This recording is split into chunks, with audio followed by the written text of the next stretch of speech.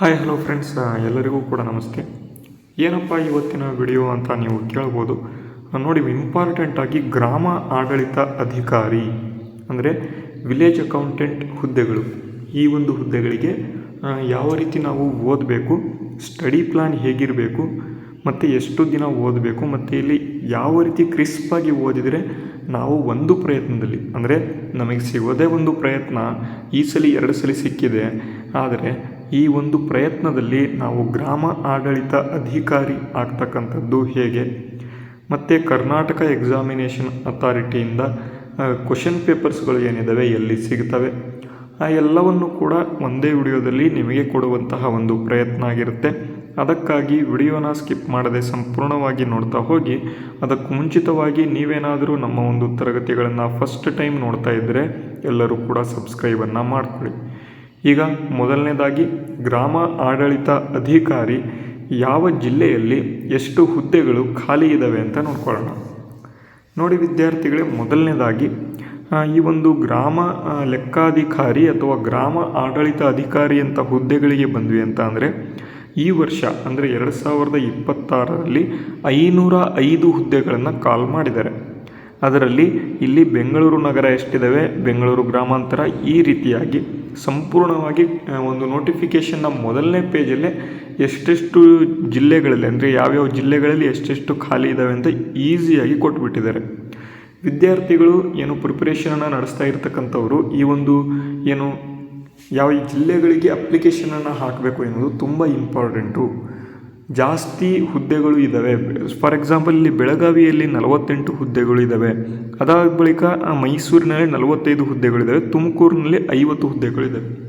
ನೋಡಿ ವಿದ್ಯಾರ್ಥಿಗಳೇ, ನಿಮ್ಮೂರು ಬೀದರ್ ಇದೆ ಅಂತ ಅಂದ್ಕೊಳ್ಳಿ, ಫಾರ್ ಎಕ್ಸಾಂಪಲ್, ಓಕೆನಾ, ನಿಮ್ಮೂರು ಬೀದರ್ ಇದೆ ಅಂತ ಅಂದ್ಕೊಳ್ಳಿ.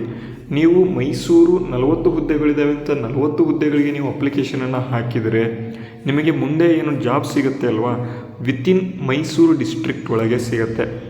ವಿತಿನ್ ಮೈಸೂರು ಡಿಸ್ಟ್ರಿಕ್ಟ್ ಒಳಗೆ ಸಿಕ್ಕಾಗ ನೀವು ಅಲ್ಲಿಂದ ನಿಮ್ಮ ಒಂದು ಮನೆಯಿಂದ ಮೈಸೂರಿಗೆ ಬರ್ತಕ್ಕಂಥದ್ದು ನಿಮ್ಮ ಜವಾಬ್ದಾರಿ. ಮತ್ತು ಇಲ್ಲಿ ಪ್ರತಿ ಸಲ ಇಲ್ಲಿಂದ ಅಲ್ಲಿಗೆ ಹೋಗುವುದು, ಅಲ್ಲಿಂದ ಇಲ್ಲಿಗೆ ಬರುವುದು, ಅಂದರೆ ನೀವು ಜಾಬ್ ಸಿಗೋದಕ್ಕಿಂತ ಮುಂಚಿತವಾಗಿ ನನಗೆ ಒಂದು ಜಾಬ್ ಸಿಕ್ಕರೆ ಸಾಕು ಎಂಬತಕ್ಕಂಥವ್ರು ಜಾಬ್ ಸಿಕ್ಕ ಮೇಲೆ ಇದೇನಪ್ಪ ಇದು ನನ್ನ ಜೀವನದಲ್ಲಿ ಇಲ್ಲಿಂದ ಅಲ್ಲಿಗೆ ಓಡಾಡೋದೇ ಆಗಿಬಿಡ್ತು ಅಂತ ಆಗಬಾರ್ದು.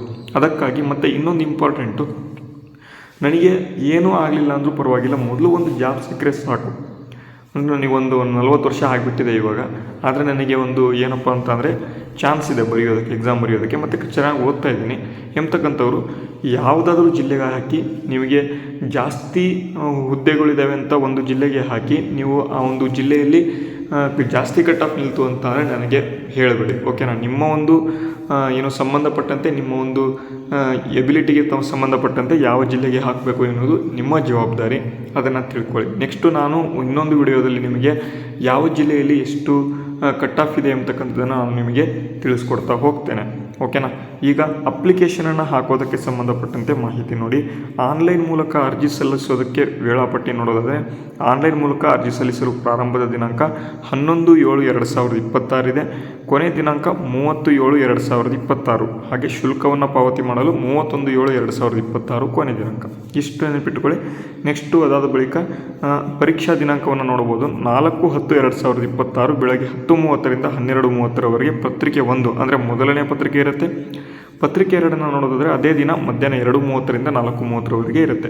ಹಾಗಾದರೆ ಈ ಒಂದು ಪರೀಕ್ಷೆಗೆ ನಮಗೆ ಇರ್ತಕ್ಕಂಥದ್ದು ಅರೌಂಡ್ ಒಂದು 60 to 75 ಡೇಸ್ ಇದೆ ಅಲ್ವಾ.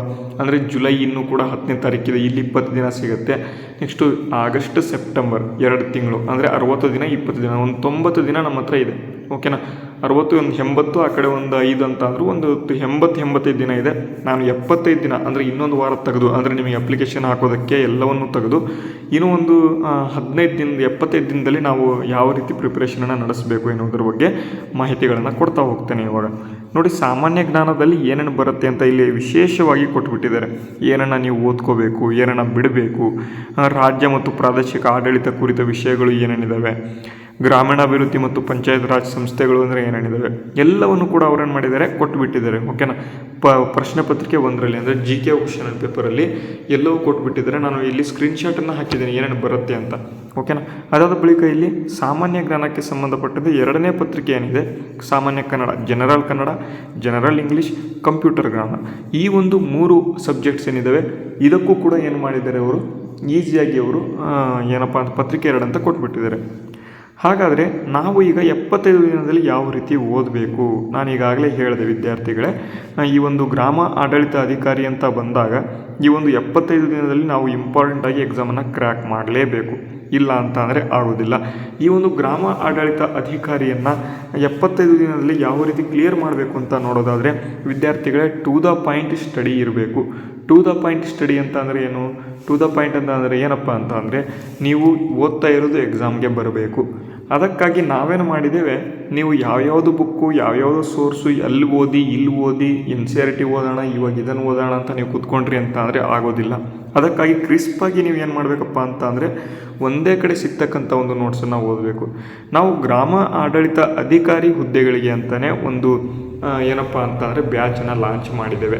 ಇದೊಂದು PDF ಬ್ಯಾಚ್ ಆಗಿದ್ದು ನಿಮಗೆ history, polity, economics, geography, science ಮತ್ತು ಕರೆಂಟ್ ಅಫೇರ್ಸ್ ಈ ಒಂದು ಕ್ರಿಸ್ಪಾಗಿರ್ತಕ್ಕಂತಹ ಒಂದು ದೊಡ್ಡ 6 ಟಾಪಿಕ್ಗಳನ್ನು ಇದು ಒಳಗೊಂಡಿದೆ.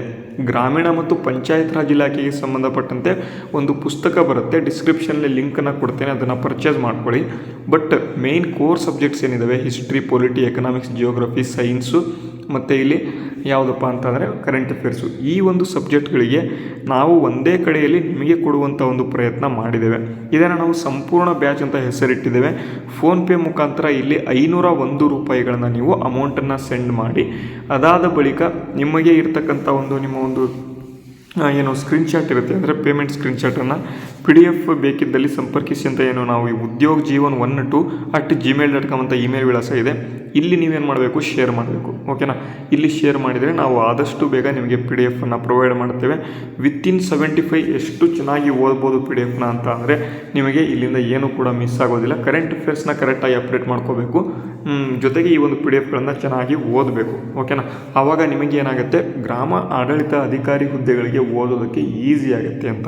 ಕರೆಂಟ್ ಅಫೇರ್ಸ್ ನನಗೆ ಈಗ ಬ್ಯಾಚ್ ಇದೆ ಸರ್ ನನ್ನ ಹತ್ರ, ಬರೀ ಕರೆಂಟ್ ಅಫೇರ್ಸ್ ಬೇಕು ಎಂಬತಕ್ಕಂಥ ಒಂದು ವಿದ್ಯಾರ್ಥಿಗಳು ನೋಡಿ, ಅವರಿಗೆ ಪ್ರಚಲಿತ ಘಟನೆಗಳ PDF ಬೇಕಾಗಿದ್ದಲ್ಲಿ ಸಂಪರ್ಕಿಸಿ ಅಂತ ಒಂದು ಕೊಟ್ಟಿದ್ದೇವೆ. ಇಲ್ಲಿ ಬರೀ 60 ರೂಪಾಯಿಗೆ ಕಳೆದ 6 ತಿಂಗಳ ಕರೆಂಟ್ ಅಫೇರ್ಸ್ ಸಿಗುತ್ತೆ. ಅದೇ ನಮಗೆ 1 ತಿಂಗಳಷ್ಟೇ ಬೇಕು ಸರ್ ಅಂತ ನೋಡೋದಾದರೆ ಬರೀ 20 ರೂಪಾಯಿಯಲ್ಲಿ ಕರೆಂಟ್ ಅಫೇರ್ಸನ್ನು ಕೊಡ್ತಾ ಇದ್ದೇವೆ. ನೋಡಿ ವಿದ್ಯಾರ್ಥಿಗಳೇ, ಇದು ನಮ್ಮ ಕಡೆಯಿಂದ ನಿಮಗೆ ಕೊಡುವಂತಹ ಒಂದು ಪ್ರಯತ್ನ. ಓಕೆನಾ, ಇದನ್ನು ಬಿಟ್ಟು ನಮ್ಮ ಕಡೆಯಿಂದ ಇನ್ನೂ ಕೂಡ ಏನೂ ಕೂಡ ಮಾಡೋದಕ್ಕೆ ಆಗೋದಿಲ್ಲ. ನಾವು ಒಂದು ಎಕ್ಸಾಮ್ ಬರೆಯೋದಕ್ಕೆ ಆಗೋದಿಲ್ಲ, ನಾವು ನಿಮಗೆ ಓದಿ ಅಂತ ಹೇಳೋದಕ್ಕೆ ಆಗೋದಿಲ್ಲ. ಇದೆಲ್ಲ ನೀವೇ ಮಾಡಬೇಕು. ಬಟ್ ಪ್ರೊವೈಡ್ ಮಾಡೋದು ಅಂದರೆ ನಾವು ಏನು ನಮ್ಮ ಕಡೆಯಿಂದ ಏನಾಗುತ್ತೋ ಅದನ್ನು ನಾವು ಕರೆಕ್ಟಾಗಿ ಪ್ರೊವೈಡ್ ಮಾಡ್ತಾ ಇದ್ದೇವೆ. ಓಕೆನಾ, ಇವತ್ತಿನ ವಿಡಿಯೋ ನಿಮಗೆ ಯೂಸ್ಫುಲ್ ಆಗಿದೆ ಅಂತ ಅಂದ್ಕೊಂಡಿದ್ದೇನೆ. ಸ್ಟಡಿ ಪ್ಲ್ಯಾನ್ ಕೂಡ ಯೂಸ್ಫುಲ್ ಆಗಿದೆ ಅಂತ ಅಂದ್ಕೊಂಡಿದ್ದೇನೆ.